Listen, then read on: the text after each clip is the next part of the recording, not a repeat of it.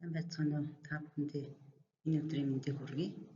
Өгүүлбэрт үгс хоорондын холбоог задлан шинжилгээ гаргаж буй сэдвийн хүрээнд өгүүлбэр зүйн холбох ёс, өгүүлбэр зүйн үг, холбоо үг, тэр дундаа чөлөөт бус холбоогийн тухай гол олгон авч үзлээ. Эхний хэсгүүд өөр өөрийн зорилго чиглэлийн үүднээс үгийг судалдаг. Тиймээс тал бичгийн үг, үгийн сангийн үг, авиацийн үг, хэлцэн үг, өгүүлбэр зүйн үг гэж ялган нэрлэдэг.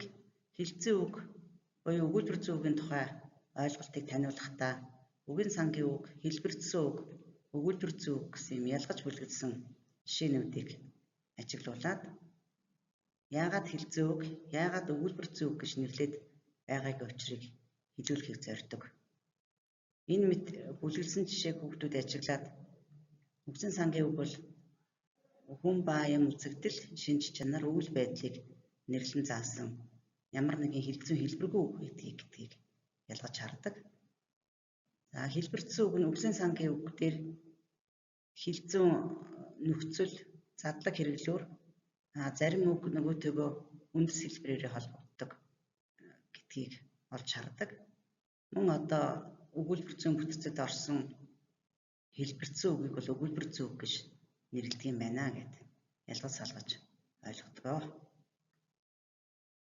Чөлөөт ба чөлөөт бус холбоогийн аль аль нь өгүүлбэрийг бүтээх үндсэн нэгж, чөлөөт холбоогийн тухайд цөм ба дагуул үгийг чөлөөтөөс илгэж болдог.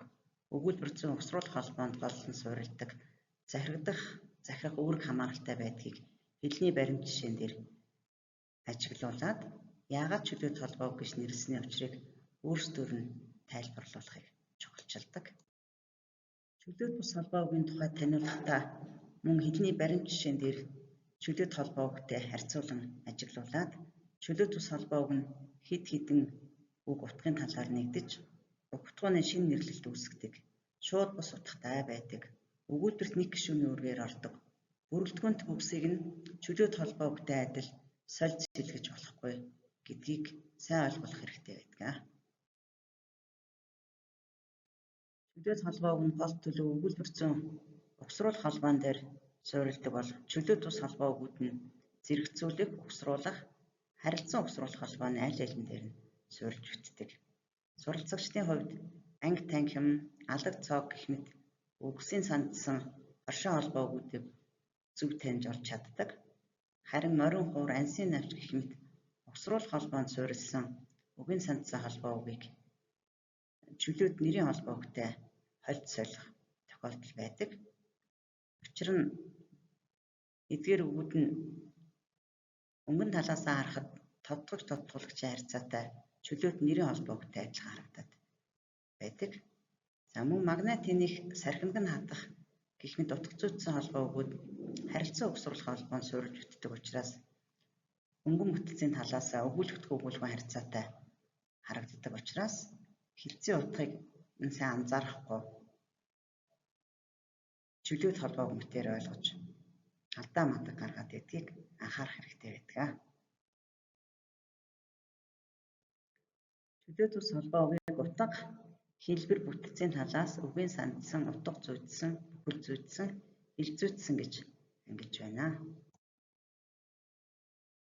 Үгсийн сандсан чөлөөт бус холбоог нь өгүүлбэр зүйн угсруулах ба зэрэгцүүлэх холбоон дээр суурилж бүтдэг. Суралцагчдад таниулахдаа ангилал ба холбогдох жишээг энэ мэт завгарчлаад харуулахаар ялган тогтооход нь төхөн болдог. Үгсийн сандсан холбоог дээр зарим нэг зүйлийг тодтгон тайлбарлая. Төслөх ор маягаар бүтээгүй уул холбоо үгийн аль аль нь салаа утгахгүй угсраа нийлмэл үгүүд, бүл машин, усан цэрэг гэх мэт. За эдгээр нийлмэл үгсийн харьяалахын ялгалын нөхцөл урагдсанаас үүссэн.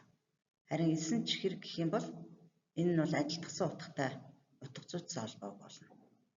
За мөн бага, дунд, ихтэйд, сургууль гэх мэтээр тооч нэрлээд найруулах юм бол тодтголоороо ялгарч тус утгуун тэмдэглэнэ. Харин бага сургууль гэвэл 6-аас 10 насны хүүхдэд анхны суурь боловсрол олгох байгууллагын нэр болно. Утга зүйцсэн холбоо үгийн ангилалт хэлц хэллэгүүд багтана. Утга зүйцсэн холбоо үгийг төрслөх ур маягаар бүтсэн хэд хэдэн үгээс бүтэх боловч нэг утга хэлтгэх нийлэмж түүхэн уламжлалын шинжтэй гэж ангилан авч үзэж байна. Утга зүйдсэн холбоо үг нь дүрслэх ур маягаар бүтдэг учраас юг юутай авцалдуулан холбож байгаагаас шалтгаалan өгүүлэгчийн үнэлэмж, баймжит санаа тодорхой илэрдэг. Тухайлбал амнаас нь алтуунах гэсэн утга зүйдсэн холбоо үг нь тухайн үйл байдалд дургуутсан өгүүлэгчийн сөрөг үнэлэмж илэрсэн байна. Зарим утга зүйдсэн холбоо үг нь чөлөөт холбоо үгээс утга шилжсэн байдаг. Жишээлбэл давс авахаар явах гэсэн чөлөөт холбоо үгээс давсанд явах гэсэн утга зүйдсэн холбоо үг үүссэн байх жишээтэй. Бүхэл зүйдсэн холбоо үгийн гол онцлог нь тодцогч тодцуулагчийн харьцаатай байдаг. Өгүүлбэр зүйн угсруулах холбоон суурилдаг. Иймээс суралцагчид чөлөөт нэрийн холбоо үгтэй андуурч эндүрх нь нэлээд байдаг. Тиймээс тодорхой хэдэн жишээг сайн ойлгуулад цээжлүүлээд нэг утга заасан эсхийг нэвтлэх хэрэгтэй талаар зөвлөдгөө. Хэл зүйдсэн холбоо үгийг таниулахдаа гол үг туслах үг гэсэн бүтцтэй. Үгсийн байрын хувьд захирсан үг нь өмнөө, туслах үг нь хойноос нь дагалдан сэргэгддэг онцлогтой. Нийлмэл үгийн илэрхийлэх утга нь эхний үг буюу гол үг дээрээ төвлөрсөн байдаг гэдгийг нь сайн ойлгох хэрэгтэй санагддаг. Хэл зүйдсэн холбоо үг нь өгүүлбэр зүйн угсруулах холбоон дээр суурилна. Хэл зүйдсэн холбоо үгийг хэл зүйн арга хэрэглүүр бүтцийн талаас нь дараах батлаар ангилан авч үзсэн байна. Бүтцэд нь бай бол туслах үгтэй, нэр ба үйл үгэн дээр орны ба цагийн харьцааны утгатай, ухтах, баймж ба чимэх үгтэй, язгуураараа бүрэн ба бүрэн бус давтаж бүтсэн. Бүтцэд нь суу, орхи, гар, од гэх мэт бие даасан утгатай үгүүд туслах үгийн үүргээр орсон гэж ангилжээ.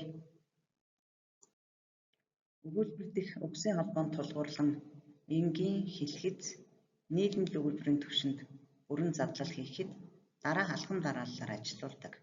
Богино хугацаанд дадал чадвар эзэмшүүлэх боломжтой гэдг нь харагдаж байгаа учраас та бүхэндээ алхам аргачлалаа танилцуулж байна. Анхаарал хандуулсанд баярлалаа.